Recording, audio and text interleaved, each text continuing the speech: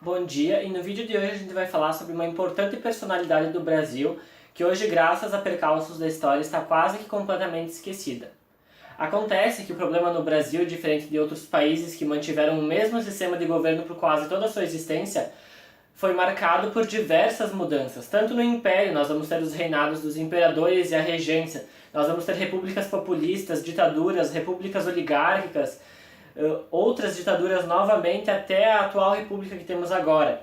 E cada um desses momentos da história quer se sobrepor aos outros e por isso ele tem ideais a difundir. E para esses ideais serem difundidos precisam de heróis, de mitos, de histórias. E muito disso acabou sendo criado e inventado. Só que nesse processo de criar novos heróis para difundir ideias e ideais, os antigos, por não terem mais necessidade, acabaram se esquecendo. E por isso, hoje a gente vai falar de uma dessas importantes personalidades, que é o Manuel Marquês de Sousa, ou mais conhecido como Conde de Porto Alegre. Mas para começar a falar dele, nós temos que voltar à situação da província de São Pedro do Rio Grande, no início do século XIX.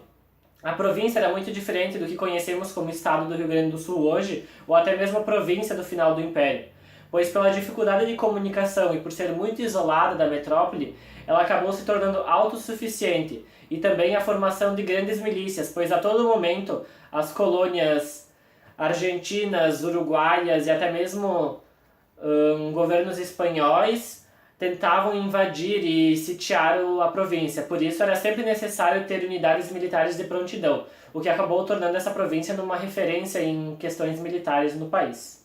Em 1808, com a chegada da família real portuguesa, a situação se inverte, e agora são os brasileiros que acabam invadindo e tomando as colônias espanholas.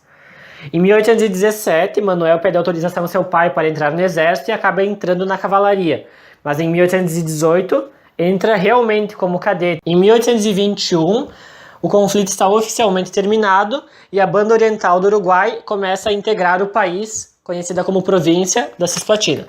Com a proclamação da independência por Dom Pedro I em 1822, o seu superior, o Barão de Laguna, resolve enviá-lo ao Rio de Janeiro para prestar a lealdade dos exércitos do Sul ao novo imperador.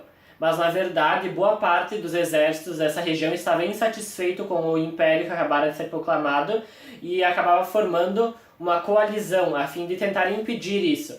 Eles se uniram em Montevidéu, na época ainda província da Cisplatina, e tentaram ali permanecer, mas os exércitos imperiais leais acabam os expulsando. E nesse meio tempo, Manuel já acaba se tornando capitão.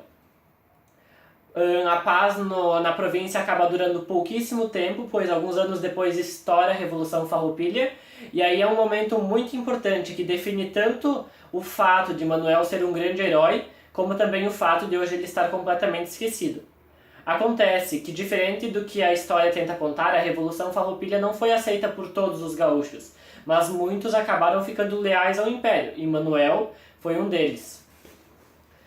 Depois de algum tempo lutando, infelizmente as tropas imperiais estavam em enorme desvantagem, e Manuel, junto com seu pelotão, acaba sendo preso e enviado a Porto Alegre, onde fica num navio prisão. Mas é muito engraçado o que acaba acontecendo, pois como a população de Porto Alegre não gostava muito dos farroupilhas, eles acabaram subornando alguns soldados que se rebelaram, acabaram libertando o capitão, que acabou retomando a cidade para o governo imperial e mantendo até o fim da guerra. Isso é uma coisa que muita gente não sabe, mas Porto Alegre, a capital da província, nunca apoiou a Revolução Farroupilha.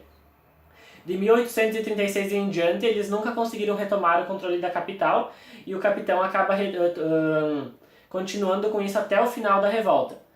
Ele acaba pedindo uma licença, pois ele está com alguns problemas de saúde, só que em 1838 ele volta como tenente-coronel, e ali chega o Duque de Caxias, né, que na época ainda não tinha esse título, e acaba quase que encerrando com a revolta. Ele escolhe o capitão, que agora já é tenente-coronel, para escolher rebeldes para serem mandados ao Rio de Janeiro para tratar da paz. E logo depois, quando a paz é assinada com o Tratado do Poncho Verde, ele acaba sendo eleito deputado da província. O ano de 1852 acaba se tornando um dos mais importantes na história desta pessoa, pois ele acaba recebendo o título de tenente-coronel, pelo fato de estar envolvido com a Guerra do Prata do lado dos brasileiros, e também ganha seu primeiro título do imperador como Barão de Porto Alegre com grandeza, tanto pelo fato de ter ajudado na Guerra do Prata como por ter mantido a capital, Porto Alegre, durante a Revolução Farroupilha. Por um tempo ele acaba recebendo o comando geral do exército imperial, mas ele acaba sendo realocado e acaba se tornando general das tropas na província de São Pedro do Rio Grande. E ele continua ali por vários anos até pedir uma dispensa. Depois de pedir essa dispensa, ele se casa novamente, pois a primeira esposa havia morrido, tem filhas.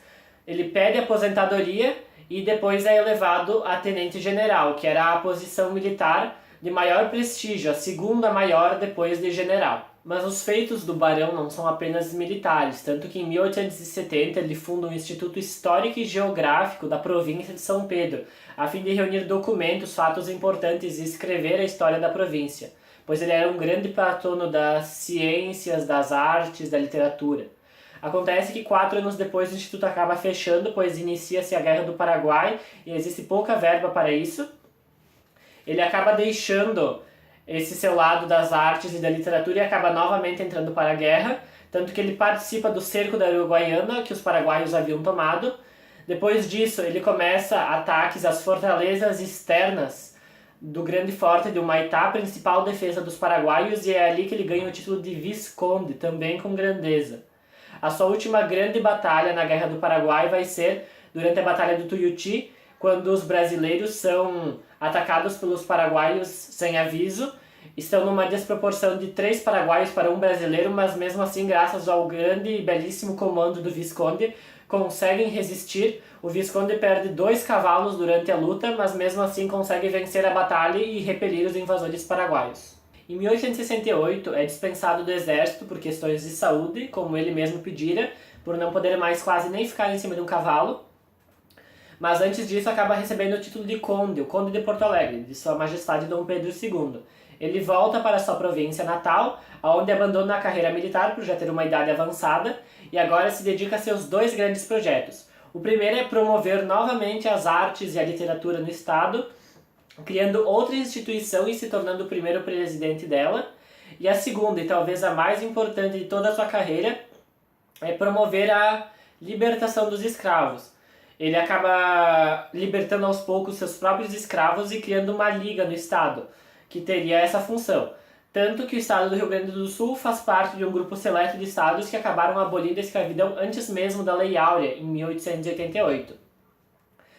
Em 1875, o Jaconde estava andando com sua carruagem pela cidade, quando acaba sofrendo um acidente que acaba infeccionando e gangrenando, e ele acaba morrendo em meados de 1875.